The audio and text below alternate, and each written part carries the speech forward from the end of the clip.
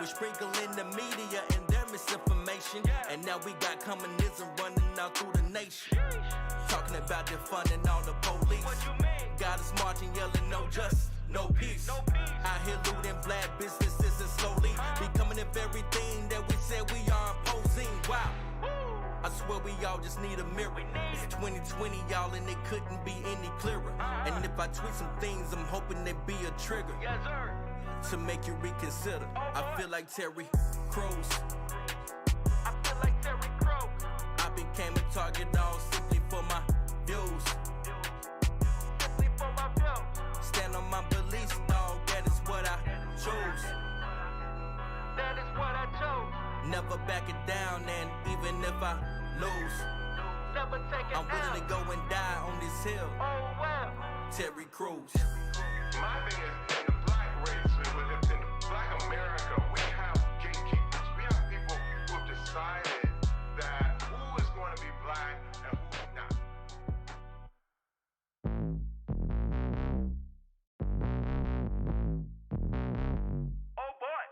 Catch me walking through your hood just like I'm Kimberly Classic. It's time to face it, we fighting now for the next generation. Stop being basic, we at war, battle for all creation. The truth can align with any lie, no matter how you would place it.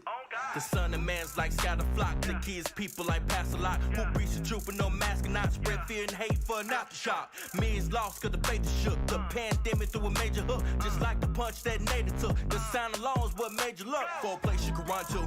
Safe from devils that will hunt you. Say you're not ready but he's on yo. So please shine bright like the sun do. Ooh, wondering why many churches are closed. Illiberal policies going unopposed. Stand up in faith in the vanity goals. On progress I'm working but he already knows. When I can't find the words to say what I feel without discern. When the devil tries to persuade me, God will work wonders. When I can't find the words to say what I feel without discern. When the devil tries to persuade me, God will work wonders. Yeah, here come that devil again. Must be a lib always meddling. He knows I ain't gon' let him in. I ain't a beta male, I ain't feminine. I got the medicine, I don't play. I ain't better than I won't sway. I lack melanin, I'm an elephant. I'ma tell the truth and no shame. Y'all think I'ma just fold. I'ma fight the fight, I won't roll. I'ma light the light and my light is bright cause I know that I'm not alone. I'm in my zone, he's on the throne. I'm not confused, he's on my dome. I ain't no rat, ain't no Democrat. I am a God, he never will cap, okay? Mask off and stop fearing. Grab a job and move your rear end. Take a look at my past, I was freaking. In fact, got my foot on the gas and he's steering. Whoa. Now when the devil talking, please don't run. Snatch that coward by the throat and tell him I'm with the sun. He'll leave you alone for a little, but he coming for you. Just put your faith in him, cause God could work wonders for you, okay? When I can't find the words to say what I feel without discern. When the devil tries to persuade me, God will work wonders. When I can't find the words to say what I feel without discern. When the devil... Smile.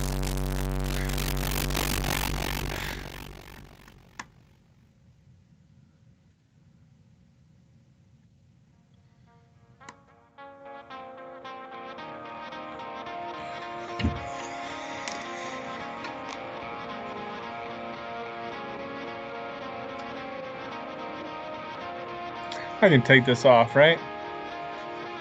I've had this tie on all friggin' day.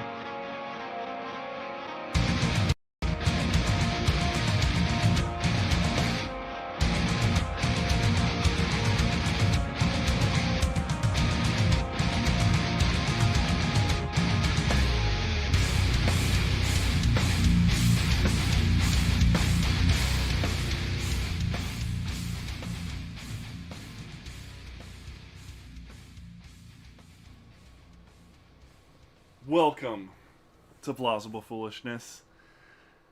I am one of the two kings of the Rube Empire.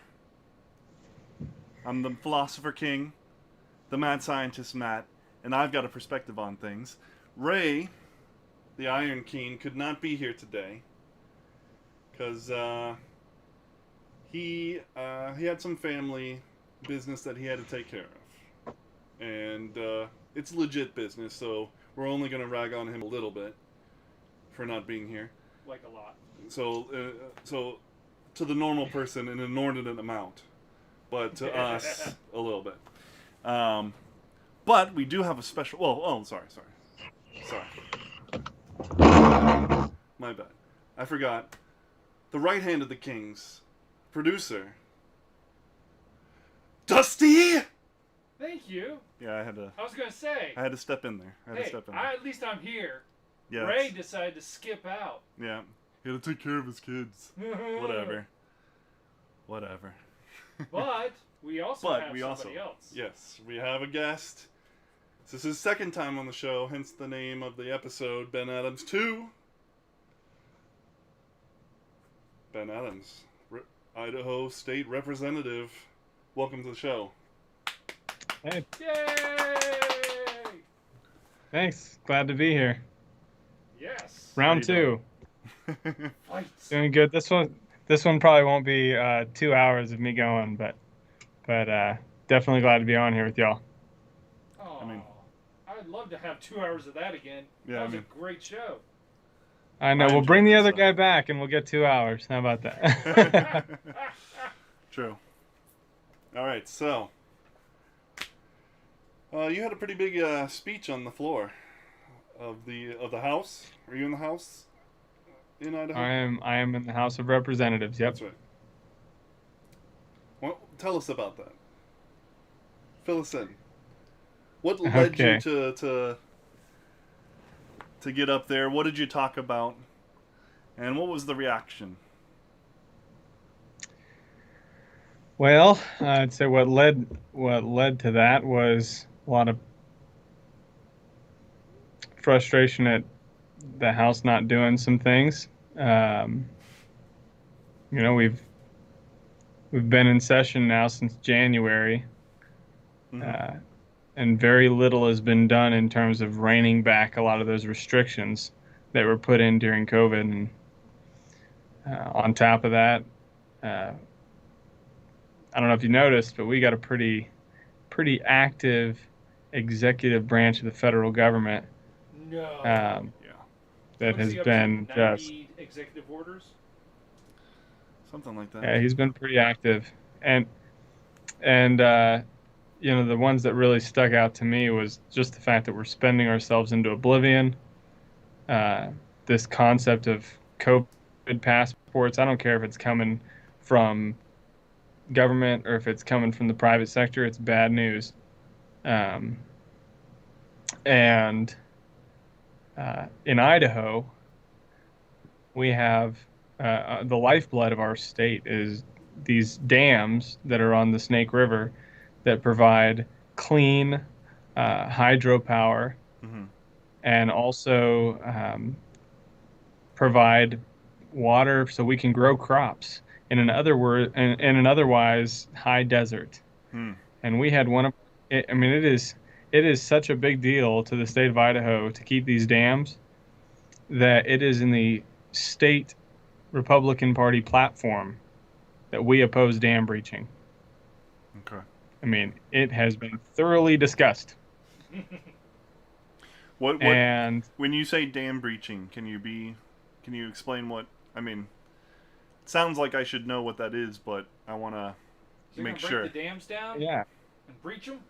Yeah, essentially, you blow through dams and allow the river to flow freely. But what that doesn't allow you to do is it doesn't allow you to collect power. It doesn't allow you to divert water to thousands and tens of thousands of acres that grow America's food.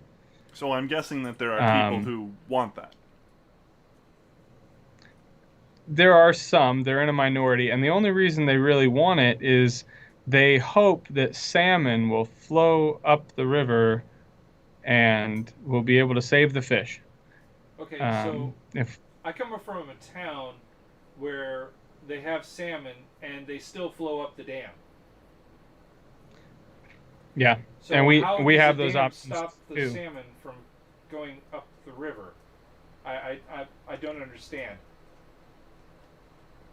Yeah, it's a debatable science at best, which is what made it so insane. We had one of our congressmen to D.C. came back with this idea that we should breach the dams for the salmon's sake.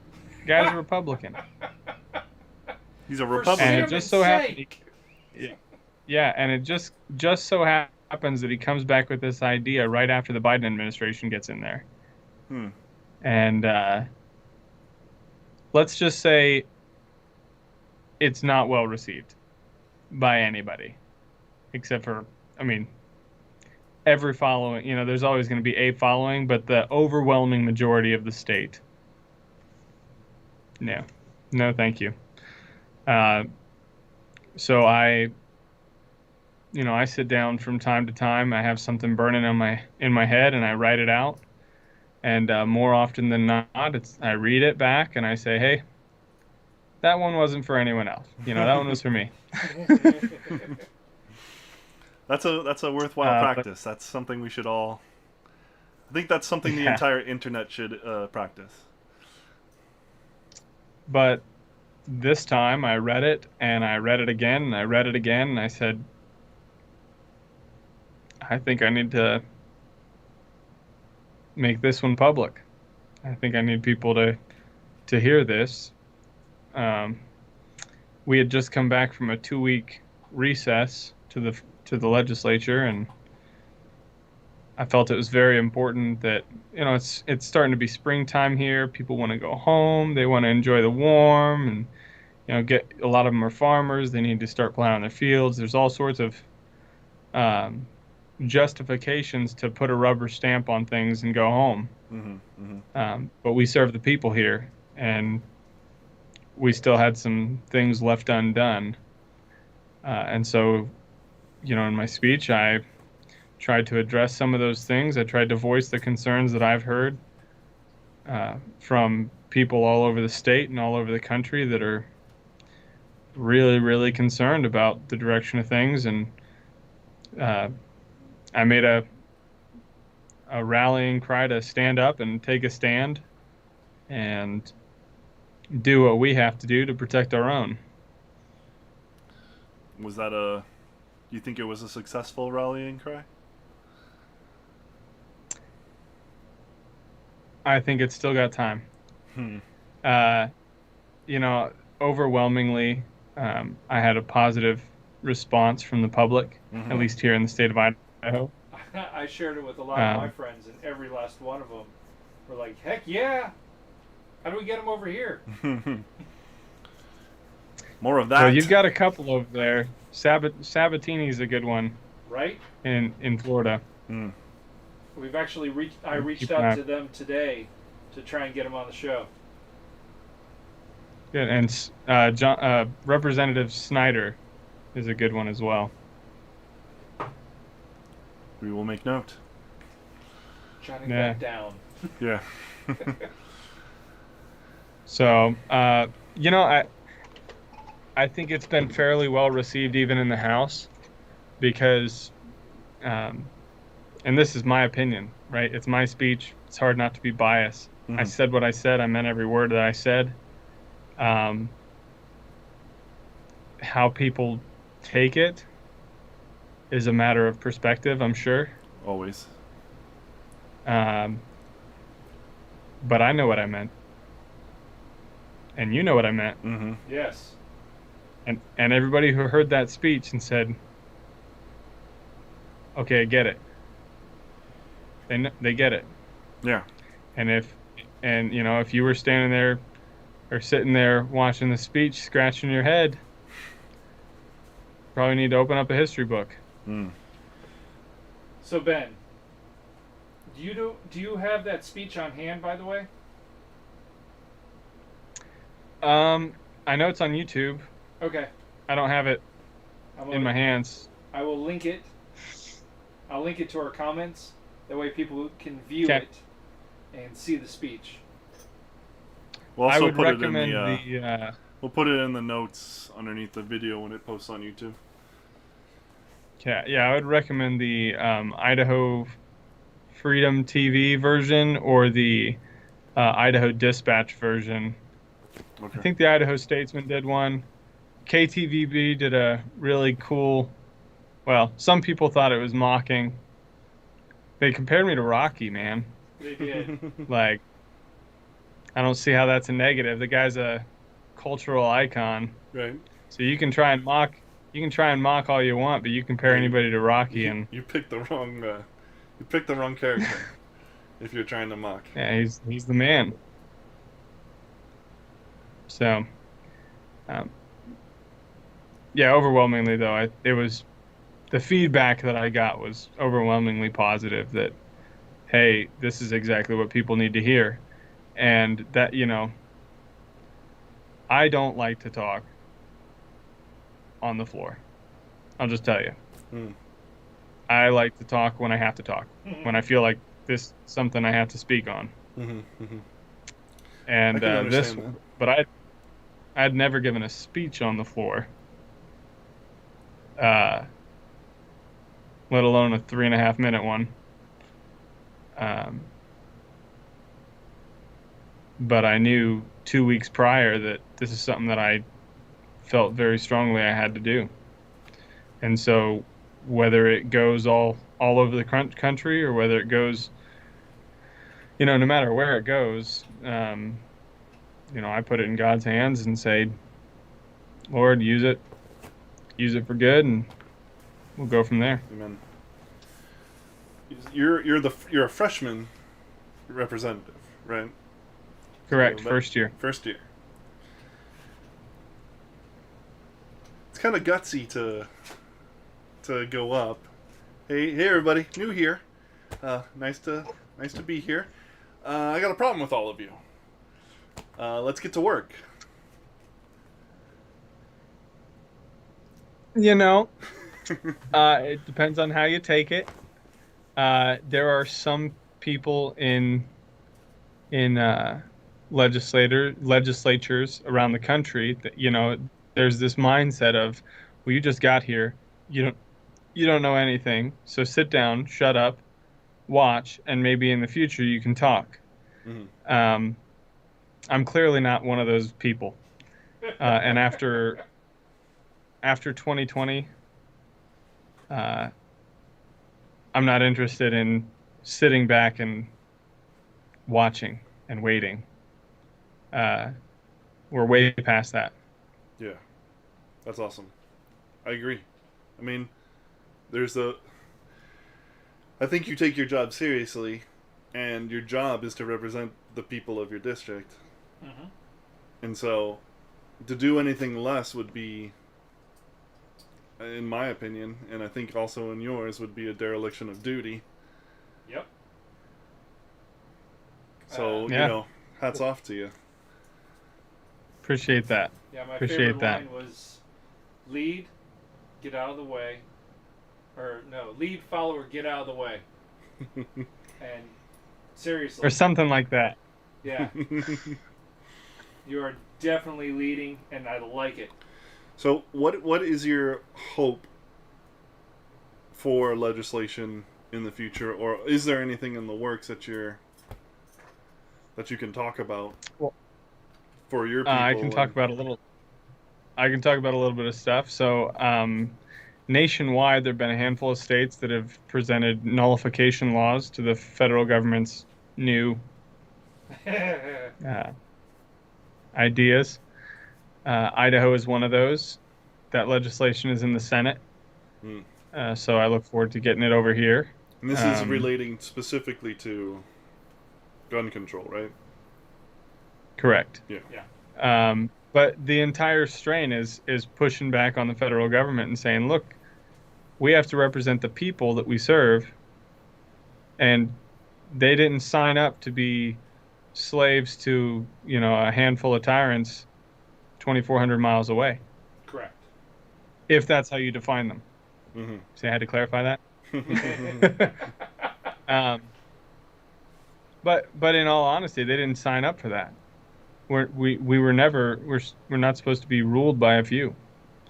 And so it's important that we stand up and create those barriers between the federal government and their arbitrary hand, and the people that are just trying to live their lives and be left alone. Now, this nullification law that's in the Senate right now in Idaho, is this for the 6 executive orders specifically, or does this like just nullify the federal involvement in gun control in Idaho? Well, yeah. So my understanding of the language is that it states that we reserve the right to nullify any laws you make Nice. in regards to this topic. That's awesome. Let's see. We passed a mask mandate. We'll call it a ban today on the House floor. It says that. Well, it says that any governmental agency cannot require it. So that would be cities, that would be courthouses, that would be anywhere where you got to have access. It's public access. Yeah. DMV and things like that.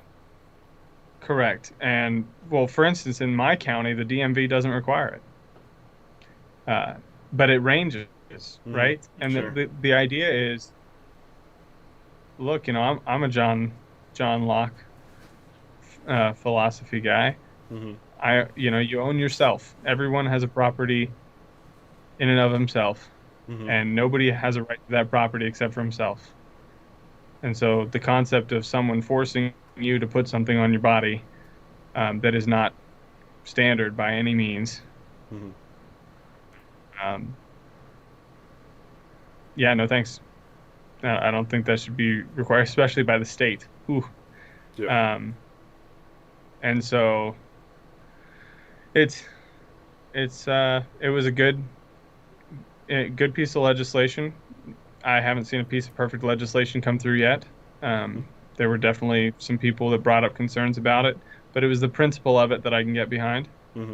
And so that has passed the House, going over to the Senate.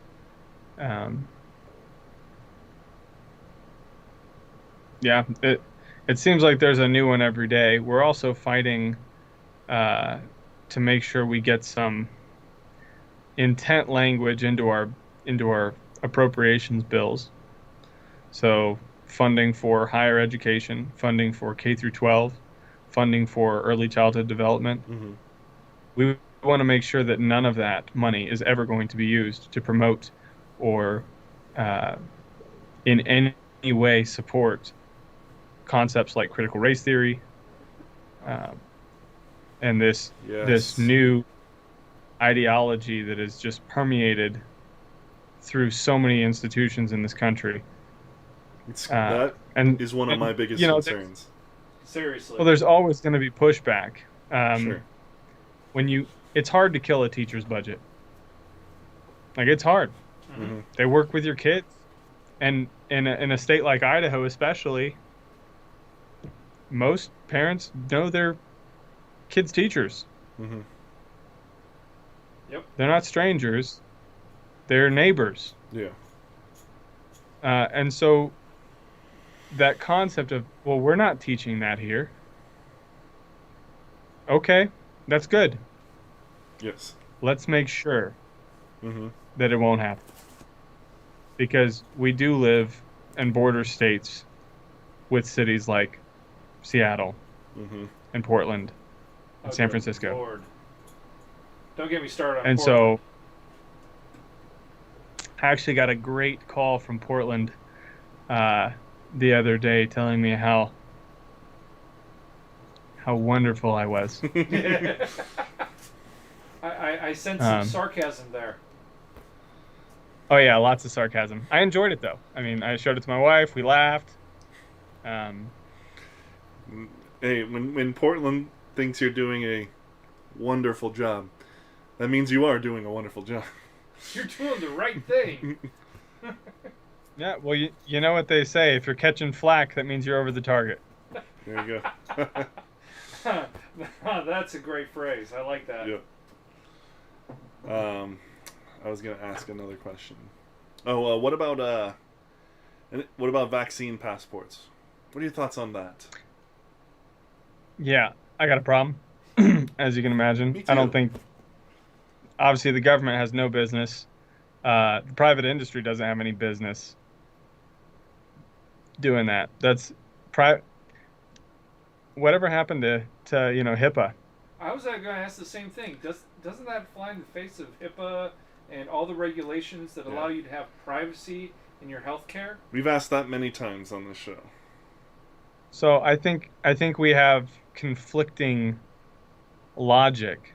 Mm-hmm. Oh, well, it's for the public health. Well, frankly, the whole HIPAA thing was set up because I care about my health and I'm trying to protect my health. Mm-hmm. You don't need my health information to protect everybody else. And even the concept of it creates a class system. Yeah. It really does. Oh, for sure. For sure. I kind of have the feeling that HIPAA's been a problem for them. Because I think the privacy was the that was the vehicle by which they could get the digitization of our medical records, and then we get this obfuscation of all these codes now. Or was that Obamacare? I can't remember if the codes was Obamacare. Obamacare was the codes. Okay, Obamacare was the codes. HIPAA was the digitizing. Yeah, still making everything digital so that it could be shared from one agency to another freely. Yeah. But not shared with everybody, like the government. Publicly. Yeah. Yeah. Well, they had to throw the privacy in, or else it would have never gotten through to the the people would never have wanted it. And now that privacy is getting in their way. Yeah. The privacy part of HIPAA they don't care about. Yeah, it's been an interesting turn, and I really feel like there are a lot of issues that we are. There was this concept back in the 90s and 80s and 70s, and pretty much most of our country's history, especially since post-World War II, where when something new would come in, there was an acclamation period where, okay, here's a change we're going to do, and they moved forward, and then they let the dust settle. Mm-hmm. Well, I feel like this was a giant leap. I don't know if I want to call it forward. It was a giant leap. Yeah. And it was such a big leap that there's no settling. Instead of you move 70% of the population to this point, and then the other 30 catches up. This was like, let's go to light speed, and it's left us in a place where you either are totally fine, the government's your best friend and is going to take care of you and save you from all these things, or hey man, borderline, I'm out. No, I'm in the other camp on that one. For Government sure. is not my Oh friend. well, obviously. Yeah. I think you guys know where I'm at too, but the concept is this: we can look at mainstream media, we can look at the general push that they're pushing for, and it's absolutely a nanny state mentality. Oh, for sure. But this has been a long time coming. Yeah. It has. I'm just saying that this was a big jump. Agreed. Well, like I feel like ever since the Obama administration, in every area of life and governance, it's like they. So this has been 100 years, or more, a slow process leading us more and more towards this end, right? But then Obama hit, and they tasted blood. They just got the taste of it in their mouth, and it's been light speed in every area ever since. Well, here's something else that I spoke about in my speech that is probably my biggest concern from a national defense position, from a economic position, pretty much in general, is the fact that we're spending ourselves into oblivion. I mean, just to put this into perspective, since 1775, the year we officially became a nation, of all the debt that our nation has taken on, Mm-hmm. fighting 2 world wars, everything in between, going to the moon, you name it. In all of that debt, almost 25% of that debt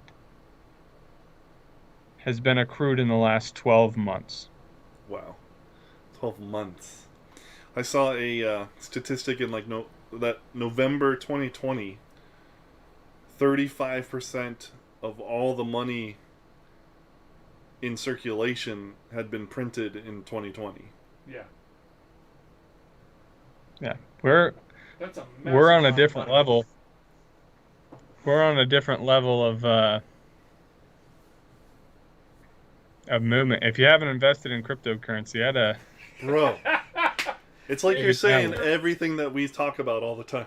You're preaching to the choir here. I've been watching Max Kaiser and the Orange Pill podcast for a little while now. And he has me believing that fiat currency the world over is going bye-bye in like 5 years. Well, and I like the fact that, we've been working on some legislation, me and several others. Well, I should say several others, and me included, have been working on some legislation to try and incorporate cryptocurrency into our honestly, just make it legal tender. That's awesome. Make it something where it's property here, and there's the we're infrastructure getting there. Like there's Bitcoin's build on top of Bitcoin. They're building this Lightning network. I have an app on my phone. I could send you satoshis right now, and you'd get it in an instant. Pardon? This isn't. Yeah. This isn't decades away. Yeah. It's now. Well, here's the thing though, and this is another one of those things where I think we're in a technological boom. I don't know if this is the 4th or 5th or 6th or 7th one. I don't know how many we've had, but we've had a lot of, and this is definitely one of them. For sure. And the difference with this one is the lawmakers are having to play catch up because I don't know if you knew this, but the average lawmaker isn't in their 20s or 30s. What are you talking about? Nancy And that's no slight. Right around our age, isn't she? She's a street fighter. Yeah, right. I mean, she's out there in the streets, throwing down. Fight. She's M. Bison. I wanted to make a picture of her in the bison gear. That seems the most appropriate. Anyway. Yeah, but it's no slight to anybody who's a little older, but it's a new concept even for younger people. We're just a little more, we're a little less skeptical, because we understand we're a little more used data. to new concepts in technology. Yeah. As well. Yeah. Well, the fact that they're teaching kids how to program at 4, 5, 6 years old is insane. And I say that as a 31-year-old. I mean, I'm young. But I don't know how to program. But my 6-year-old could probably pick it up in an hour. And that it's mind-blowing, right? Right. Well, imagine if you're 67 years old. Yeah. And someone says, "Oh yeah, you go mining for data." They literally, you picture, a pick. Yeah. Where are you going to do that? Or Your this backyard? sentence. Okay, so what mining is all the transactions get put into a block. You need to run this algorithm on your computer, which finds a hash code, which attaches the block to the blockchain, and that's mining. What? What? Yeah, it took me a little while to get that too.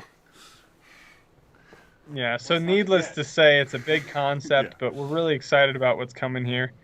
Here in Idaho, we live next door to the cryptocurrency state, Wyoming.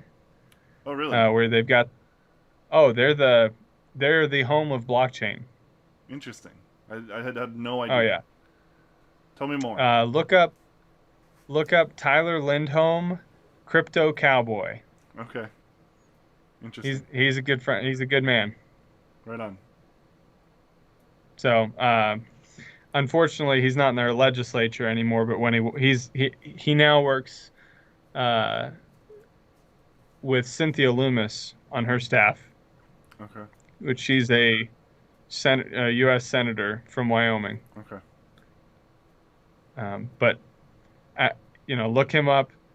That guy's a guru when it comes to cryptocurrency, and he led the charge for states to actually bring it in and say, hey, we're going to make it something that we do here. Mm-hmm. They've domiciled, I think, 2 crypto banks in their state, which is huge because then the state can essentially collect revenue from crypto banks, from digital currency transactions. And then it gives the crypto banks legitimacy to compete against traditional banks like J.P. Morgan and Bank of America and Chase. I've seen this guy, Tyler Lindholm.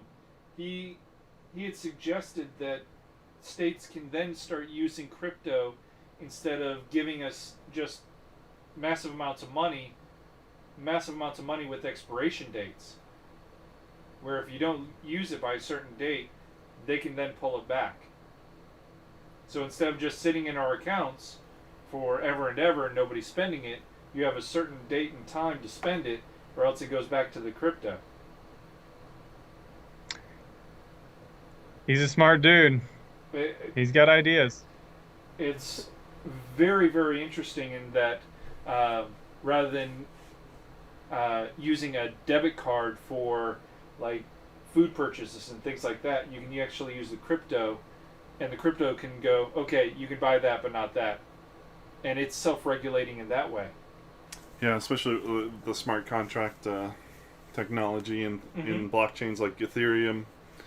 Well, really, not like Ethereum. Ethereum is almost so people the core of all the altcoins, as they call them. There's another word. There's S-coins, but most of them are built on the Ethereum blockchain. There's others like Tezos, which I have a small stake in, and but Bitcoin is always going to be the big boy. Yeah, I mean, I think that will be the one world currency, the one to rule them all. Oh, did you? Okay, so have you heard about the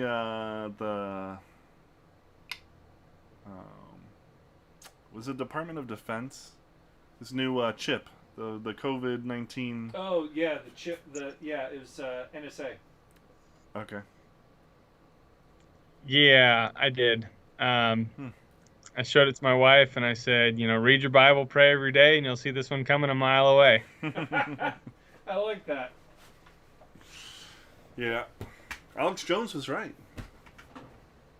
I'm telling you what, a lot of people owe a lot of conspiracy theorists a lot of apologies. If you look at our this year has Instagram been feed, wild. If you look at our All I want to know is, did it turn the frogs gay? Yeah. All I want to know. I don't like them putting Now we have to play the audio that we have. Friggin' frogs gay. Yeah, we have that exact clip. We actually have that as a soundbite. Yeah. If you look at our Instagram, about half of the memes that we've posted are, crazy looking COVID-19. People who've taken, let me put it this way. People who have taken COVID-19 extremely seriously. I mean, not seriously. Extremely seriously.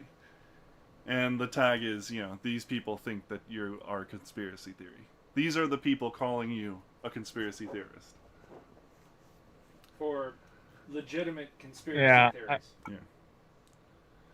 theories. Look, here's the deal. COVID-19 is a real thing. There's no doubt about that. Yep, said that many times. Its severity ranges based on the person. Mm-hmm. At some point, again, this is one of those things. Look, we're all going to die. I'd rather live while I'm alive. And that's going to continue to grow into mentality that it's not going away. And you'll see that. I think continue. I think it's interesting that I think if the powers that be wanted to make it last forever, they would try, and what is it? Day 436 of day 394 of slow the curve. Yeah, exactly. I don't remember what day it is, but it's a lot of days. Yeah. And It's supposed to be I 2 remember weeks. when it was 2 weeks. Yeah, 2 14 weeks. days. 14 days. 397 So- days later. So it's there comes a time when, and honestly, people are starting to throw it off, which is making you should check me out on Twitter at the Ben Adams 3, the number, Mhm. and I posted something in there. It's a clip from CNN, essentially of this lady saying, "Well, listen, we can't have these states opening up because if they open up, then what's the carrot to get everyone to take the vaccine?" Mhm. Mhm. I'm sorry, but Yep. you shouldn't need a carrot if it's that big. It's that big a deal. Yep. So these are some things that our culture and our society are going to have to deal with going forward, and we will deal with them. In one way or another. It's the way it works. Well, here's the thing: if you want to be safe, the only way to be safe is to take it into your own hands. If safety to you is delegating power to something else, in other words, sacrificing your liberty, you won't be safe. Because you'll have no power to make yourself safe. Liberty is Yep. the only path to safety. Now, does that mean that there'll be people who don't take charge of their own safety? Yes. That's their the problem. Yeah. Because it's every individual's problem. That's Yeah. just my 2 cents. Well, in Florida, do you have to wear a motorcycle helmet? No, you don't. Okay. In Idaho, you don't either. In Oregon, you do. Mm-hmm. And I'm not hating on helmet laws or something. If I'm riding a motorcycle, I'm going to wear a helmet Sure. because I got a soft head. I like my brains where they are. Yeah. But I understand people are going to do what they want to do, and but it's interesting because if you drive across the border from Idaho into Oregon, you can be driving without a helmet, right? Mm-hmm. And you're taking that safety into your own hands. You're still driving. You're still riding on your motorcycle. Yet your brains haven't splattered because you're riding without a helmet. You go into Oregon, you get pulled over, and you get a nice big ticket for not having a helmet on. And you're not even a citizen of that state. Correct. But here's the question. The question that's posed is, well, who's safer? The person with the helmet or the person without? And I would say that's a false question. The question is, who's safer? The person who's still on his bike or the ones whose brains are splattered across the road? Yeah. Because until something happens, you're safe. True. So it's up to you to take those precautions. Exactly. Or not. Safety is preparation for what could happen. There is no real true safety. Because you don't know what's Nailed coming. We're not God, Exactly. we don't see the future. Yeah. Yep, you nailed it. That's a great point. Hey guys, I apologize. I got to bounce off here. All right. But hey, really appreciate you guys. Hey, Keep thanks for coming doing on. good work, talking it up, and we'll get back on here again soon. Oh yeah, for sure. Thank you for coming on. We appreciate it. Yeah, we love having you on the show, Ben. Yeah, always great talking to you. Keep Hey, up the great work. glad to hear it. Thanks, guys. All right. Peace out. Keep it up. Stay motivated. Oh yeah, we are.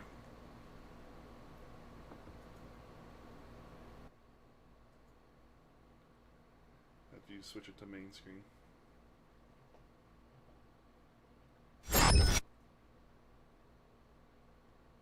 Porque.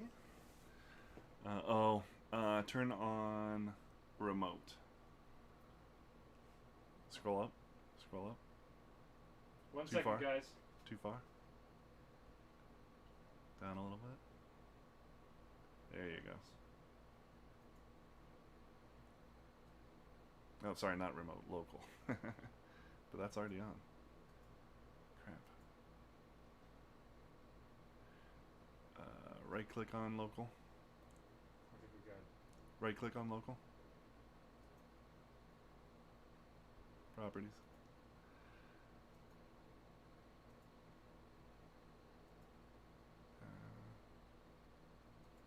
It's good. Oh, it's frozen. That's right. Crap. Yep. All right, we're gonna have to restart the stream, I think. Yep.